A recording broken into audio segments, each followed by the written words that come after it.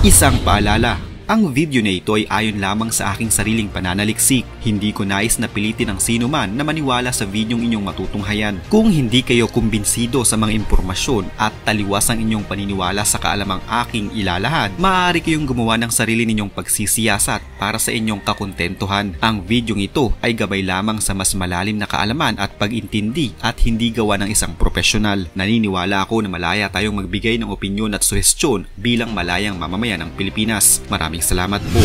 Nagulat ang buong mundo sa pagsabog ng karahasan sa Israel sa gitnang silangan. Sa isang iglap, inulunsad ng mga Palestinong Hamas ang pag-atake na tinaguriang Al-Aqsa Storm noong ika-7 ng Oktubre 2023. Mistulang pelikula ang pangyayari. Halos 5,000 mga rockets ang pinakawalan mula sa Gaza Strip sa timog ng Israel. Sinundan nito ng paglapag ng daan-daang mga paratroopers at glider troops mula sa ere. Kasabay nito ang pagsulong ng mga tangke at mga bulldozer na giniba ang border walls at saka pumasok ang libong mga sundalo sa Israel. Kahindik-hindik ang mga sumunod na mga pangyayari. Halos 1,000 ang namatay na mga taga-Israel na karamihan ay mga sibilyan. Meron ding mga kinidnap at dinala sa border na ang hinala ng marami ay gagawing mga hostage para magdalawang isip ang Israel na umatake. Naghiganti agad ang Israel ng pagbomba sa mga military at utility buildings at assets ng mga Palestino. Tinatayang libo na rin ang mga namatay ng mga Palestino nitong mga nakaraang sunod-sunod na pag-atake ng Israel. Kailangan nating linawin na hindi giyera ng mga relihiyon ang nangyayaring kaguluhan. Bagamat mga Hudyo at mga Muslim ang mga sangkot dito, ang awayan at agawan sa Jerusalem at sa lugar ng Israel ay matagal ng agawan ng lupa. Sa totoo lang, panahon pa ito ng mga kwento sa Biblia. Natatandaan nyo ba ang istorya ni David at Goliath? Si David ay Israelita at si Goliath ay isang Palestino. Ito mismo ang away na nakikita natin ngayon. Kaya lang, baliktad na ang katauhan kasi mas malakas at mas makapangyarihan ang Israel kaysa sa mga Palestino ngayon. Patuloy pa rin ang karahasan sa pagitan ng dalawang magkabilang panig hanggang sa kasalukuyan. Tila wala pa ding gustong magpaawat at patuloy lang sa pakikipagbakbakan. Maraming mga bansa ngayon, kabilang na ang Pilipinas, na patuloy sa pagpaparipatriate ng kanilang mga mamamayan mula sa Israel.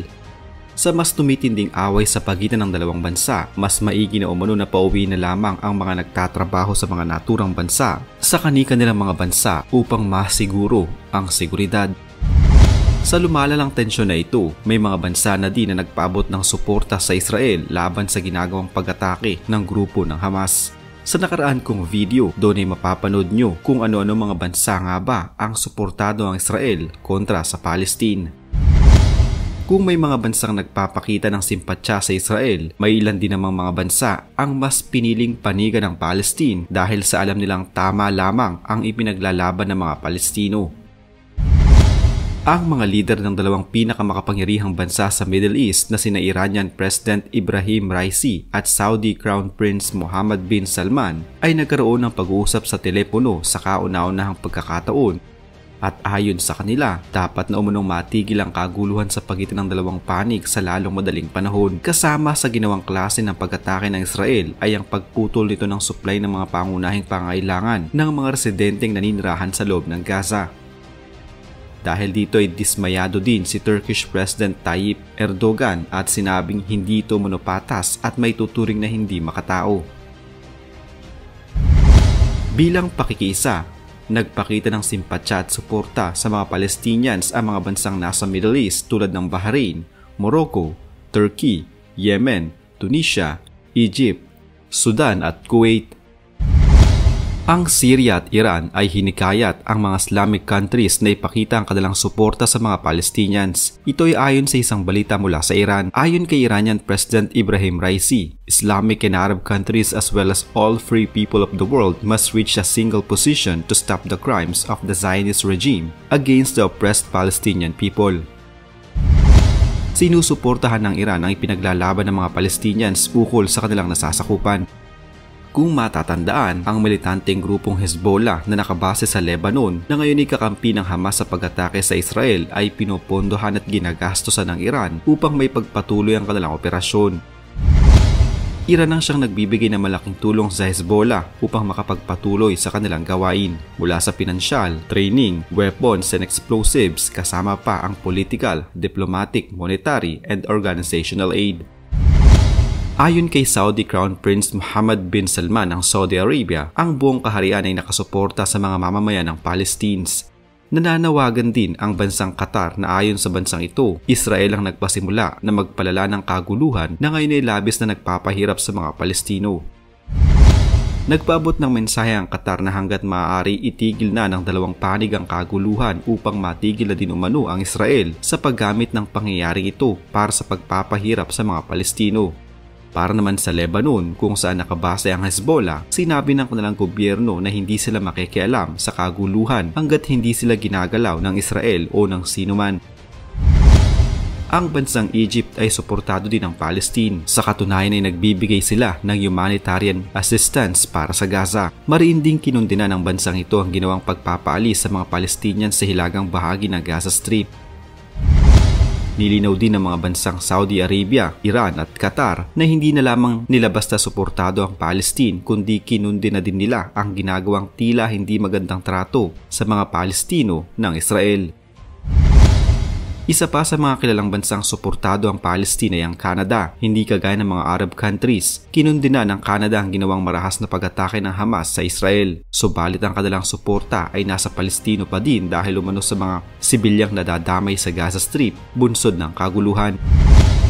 Kung sakaling pagtulong-tulungan ng Arab countries ang Israel, tiyak na malaking kaguluhan ito sa hinaharap at magiging komplikado ang lahat. Hindi man lahat ng mga Arab nations ay ang simpatsya na sa Palestine. Kung sakaling magiging away na ito sa pagitan ng relihiyon at paniniwala, tiyak na malaking kaguluhan ito. Sa mga nakaraang taon, ang ilan sa mga Arab countries na may kapasidad na makidigma noon ay kaaway ang Israel. At kahit anong Arab countries ang kumakalaban noon sa Israel, sa huli ay hindi naman sila nagtatagumpay. Ilan sa mga bansang ito na naging mortal na kasalungatan ng Israel ay ang Syria, Egypt at Iraq na noong panahon na kaya pa ng mga bansang ito ang makipagdigma. Pero sa paglipas ng panahon, karamihan sa mga Arab countries ay unti-unti na ding nanghina. Maaaring ang UAE o United Arab Emirates ngayon ang may tuturing na may malakas na sandatahang lakas, subalit hindi pa dito kayang tapatan ng ibang malalaking bansa sa Europa. Wala sa mga bansang Arabo ang may mga latest na armas, pangdigma at advanced weapon upang tapatan ang ibang mga bansa. May tuturing na Saudi Arabia lamang ang may kakayahan na bumili ng mga ito kung susumahin. Kung pag-uusapan ng ekonomiya, ang GDP ng mga bansang Qatar, Saudi Arabia at UAE ay talaga namang tumaas sa paglipas ng panahon. Subalit marami sa ibang mga Arab countries ang naghirap at bumulusok ang ekonomiya. Ang Libya, Syria, Yemen, Iraq, Egypt at ngayon ay Lebanon ay patuloy na nakakaranas ng kahirapan. Kahit na pagsama-samahin pa ang yaman at lakas ng mga bansang ito, tiyak na hindi pa din nila kakayanin ng naglalakihang mga bansa sa Europa pa lamang. Kilalang suportado ng Amerika ang Israel at ang bansang ito ay tiyak na magiging malaking tinik nila upang magtagumpay laban sa Israel. Ang Amerika na halos ata nasa kanila na ang lahat at hawak ang mga makabago at malalakas na mga armas pangdigma. Ang ekonomiya ng Amerika ay 55 times na mas malaki kaysa sa ekonomiya ng Israel. Nangangahulugan ito na katumbas ng halos 55 mga bansa ang Estados Unidos. Madali lamang para sa bansang ito na gumastos ng gumastos para manalo sa laban. Kung medyo natatakot ang Israel sa mga Arab countries basta't nasa likod nila ang Amerika, ay para silang nakabalot sa bakal na baluti. Wala ding binatbat ang ekonomiya ng Arab world kung ikukumpara sa Amerika. Kaya kung susubukan ng Arab countries na pagtulong-tulungan nila ang Israel, dapat pag-isipan nila ito ng 1,000,000 beses bago nila ito gawin.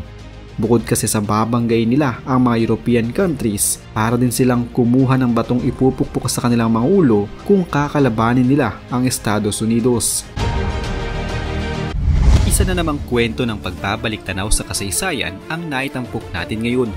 Huwag kalimutang i-like ang video ito at mag-iwan ng komento sa ibaba ng mga nais nyo pang malamang kwentong kasaysayan sa Pilipinas. Mag-subscribe na din para lagi kayong updated sa mga pinakabagong video dito sa Kasaysayan Pinoy. Magandang araw po at mabuhay ang bansang Pilipinas!